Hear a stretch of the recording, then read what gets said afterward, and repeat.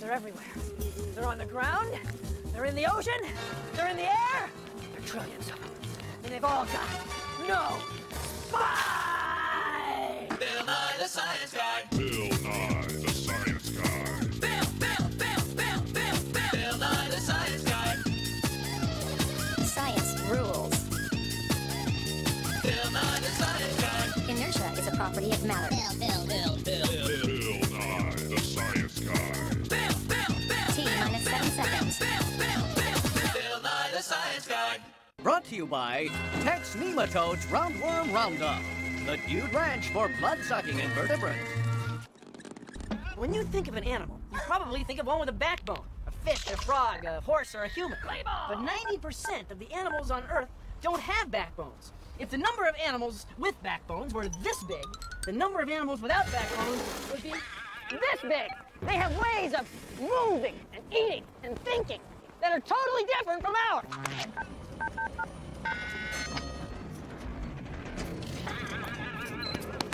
They're called invertebrates.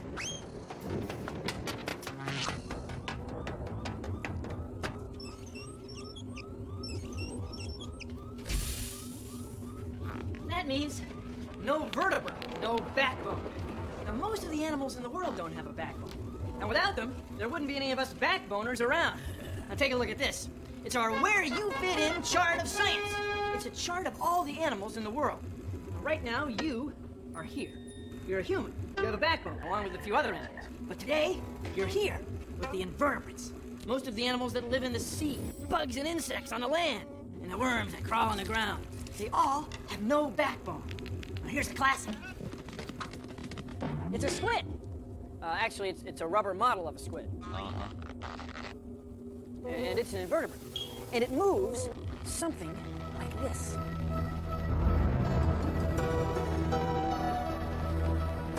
It doesn't have a backbone.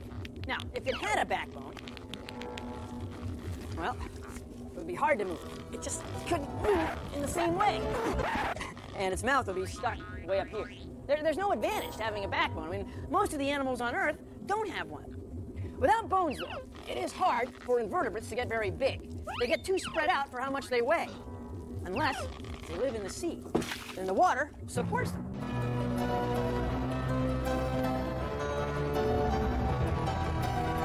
That's why some of the very largest animals on Earth live deep in the ocean. From high in the mountains to deep in the sea, invertebrates are everywhere.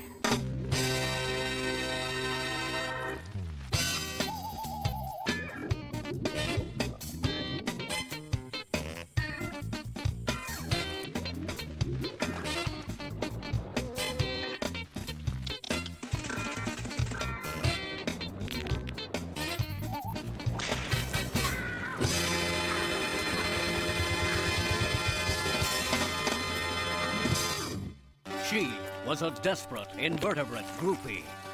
He was a spineless punk rocker. Together, they made rock and roll history. Squid and Nancy.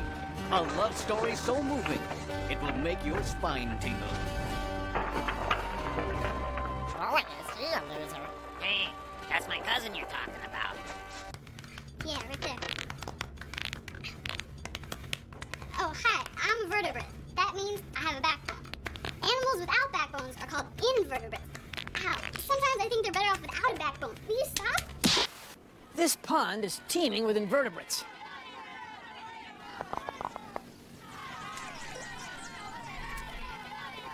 You can't see them, but they're there.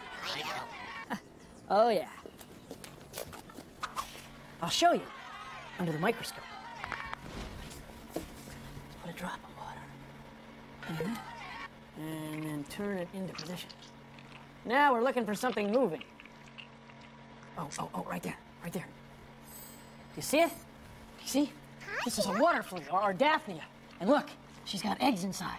Pretty soon there'll be lots more Daphnias. She's an invertebrate. And that's just in one tiny drop of pond water. Think of the zillions of invertebrates and the zillions of drops of pond water all over the world. There's way more invertebrates than there are of us. And that's a good thing. We need them. The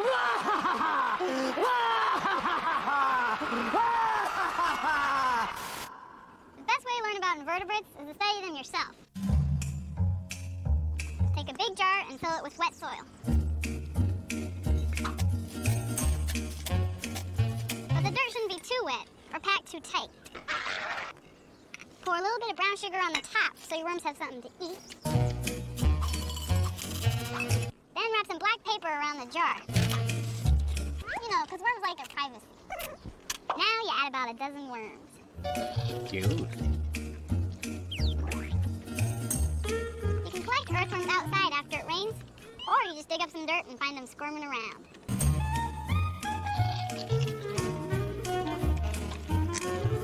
And feed them different things, like old coffee grounds, banana peels, orange peels, dead leaves, whatever, just to see what they like to eat and what they don't. After a couple days, you can see all the pathways and the tunnels that the worms make, and what they ate. But you have to let them go back into the ground after a few weeks. Worms, they don't mind staying inside for a while, but they really dig squirming around in the ground outside.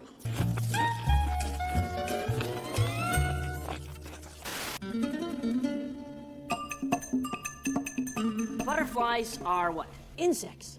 And insects are what? Invertebrates. That's right. Every insect is an invertebrate. Just because you're an invertebrate doesn't mean you're not pretty. You might think of worms, slimy little protozoans. No, but butterflies are beautiful. And they've got no backbone. And if I sit like this too long, I'm not going to have a backbone either.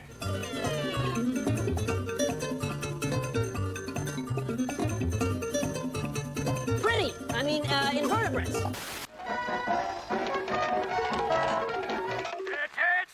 right, listen up, you spineless creatures. Are you aware that you outnumber the others by about 30 to 1 and live just about anywhere? Move in highly specialized ways. So what if most of you are slimy and don't have a backbone? Invertebrates! You're supposed to be spineless! Now you there and you show them who rules the world! Sorry, I didn't see you down there. You are now witnessing a crab molt.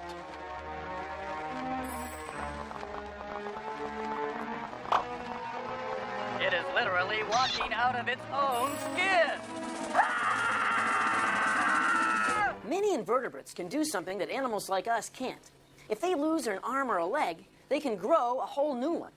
Take a look at this. This is a crab shell from a crab that got in a pretty bad fight. He got pinched by another crab. Look, he lost a lot of his shell over here, and his whole left claw is gone. His whole left arm is pinched off. Now, crabs grow by shedding their shells. We say they molt.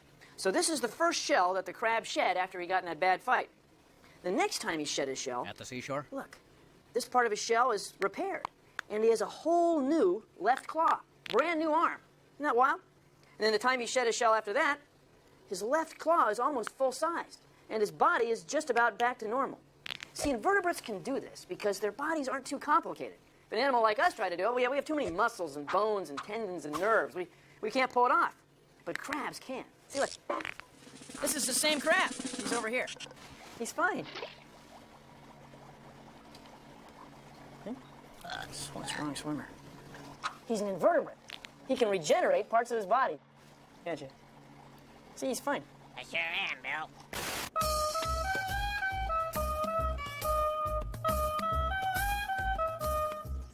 All right, is there anything in there? Oh, weird. Caught something. There's some caterpillars. This is a camel cricket, and it is nocturnal. And if we didn't set the trap, we wouldn't have known they lived in old-growth forests because it's nocturnal and we would have never seen it. It's weird looking.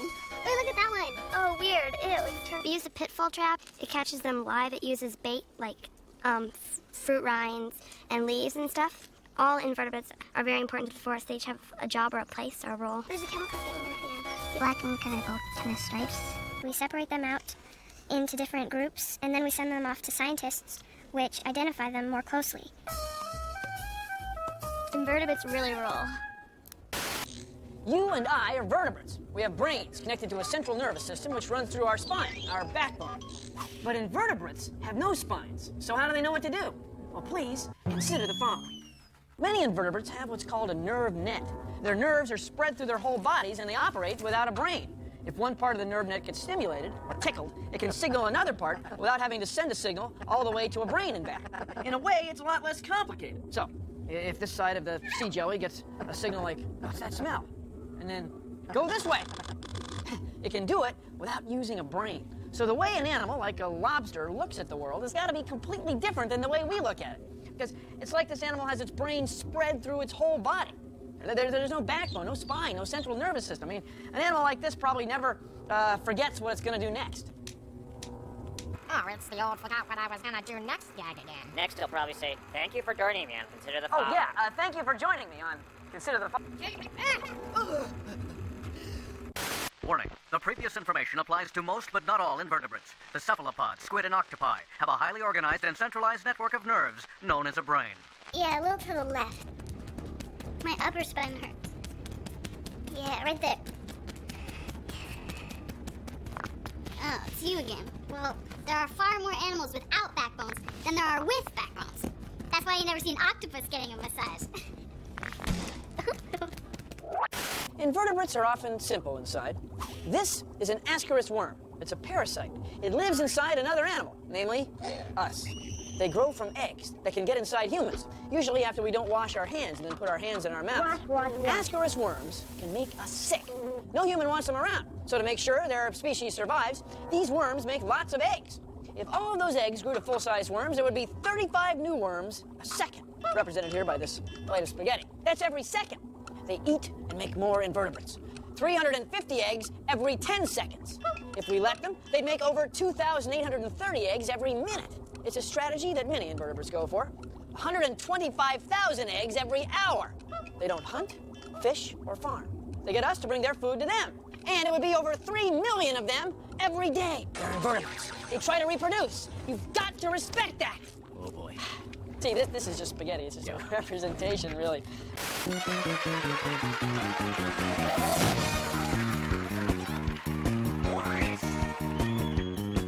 they call invertebrate when we dance like we have no backbone.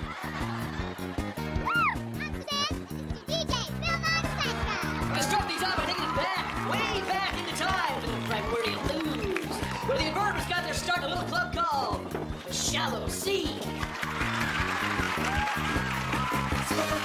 Some invertebrates crawl. Some invertebrates wriggle. Some invertebrates swim. Some invertebrates fly. And some invertebrates just ooze. But they do it all without a backbone. And now, no backbone, no problem.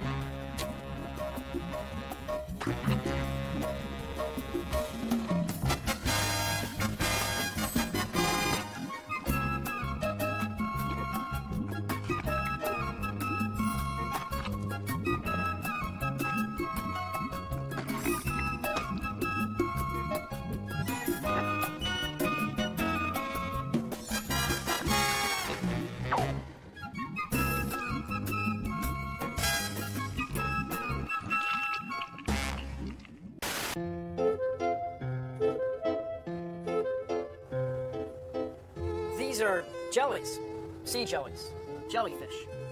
Of course, they're not fish at all because they have no backbones. They're invertebrates. They drift through the sea, eating tiny little things. They're carnivores. You might think that an animal like this would be easy to catch, eat. But they're not because they've got tentacles with venom, stingers. So if you don't want to touch them, maybe you don't want to eat them. Sea jellies live everywhere in the sea. For them, no backbone, no problem. Well, look, of course the movie stunk. The director's a dung beetle. Second, I'm gonna lose this guy. I gotta go. Yeah, my tapeworm is here. Hey, T-worm man, how you doing? Don't... the buzz on you, okay? People find you, disgusting? Say you live in their intestines, absorbing their food. Well, you know what I say? I said, hey, people, lose weight the easy way with the tapeworm diet.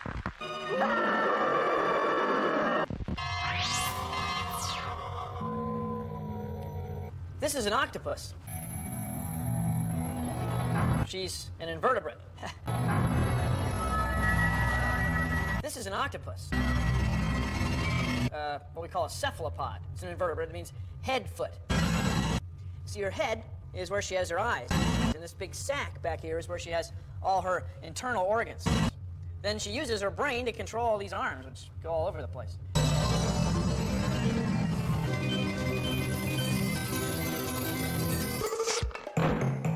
Get a long balloon like this one and fill it about halfway with water.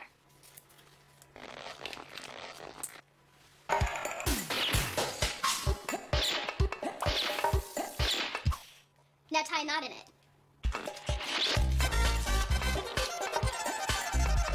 See, a balloon is just like an invertebrate. It doesn't have a backbone. So if I hold it like this, it folds in the middle. It loses its shape and it can't support its own weight.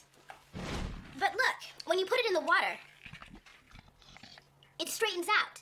The water supports it. That's why the world's largest invertebrates, like octopi and giant squid, live in the sea, because the water supports them. But don't take my word for it. Try it. So come on, everybody!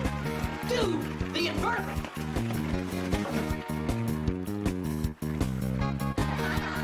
Just getting started. When I got no spine.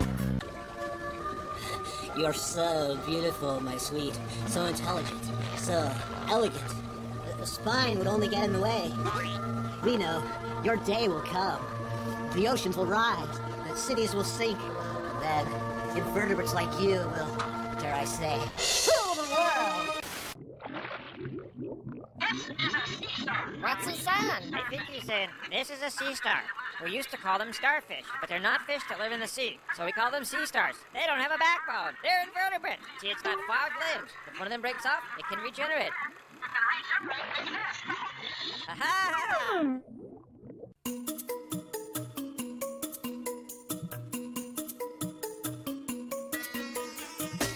I've seen the world been to many places. When lots of species come with cloud of faces. I've eaten them around the world, it's true. My soul declares supply us with good stuff. Oh, I fell asleep with garden smells and dreams. Then it's not that long to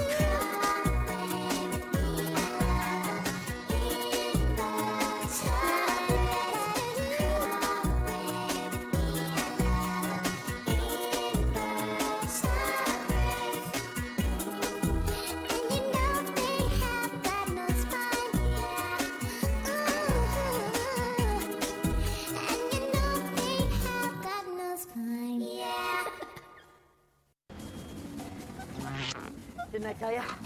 Invertebrates are everywhere. That's our show. Thanks for watching. If you'll excuse me, I've got some exoskeleton compliance coefficients to calculate. See ya! Produced in association with the National Science Foundation. This is a hermit crab.